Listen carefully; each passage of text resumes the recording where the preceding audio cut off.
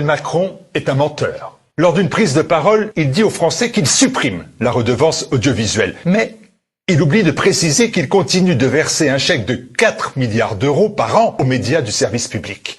4 milliards que nous payons avec nos impôts issus dorénavant de la TVA. On veut donc nous faire travailler 2 ans de plus parce qu'il manque des milliards dans nos caisses de retraite, mais des milliards partent en fumée pour financer les copains et les coquins de l'audiovisuel public. Les coquins, ce sont ceux qui dilapident notre argent. Ils se versent des salaires énormes, engagent des projets fous comme la plateforme vidéo Salto, vouée dès sa naissance à l'échec. Un désastre, un fiasco de 170 millions d'euros de pertes nettes et aucune sanction, notamment à l'égard de la présidente de France Télévisions, Delphine Ernotte. Les copains, ce sont ceux qui profitent de notre argent. Comment expliquer que le service public a donné de l'argent pour plus de la moitié des productions de Bernard-Henri Lévy? Des centaines de milliers d'euros déversés en pure perte pour lui, mais aussi pour les documentaires de son épouse, mais aussi pour ceux de son principal associé. Comment expliquer cet abus de copinage de la part de la firme BHL?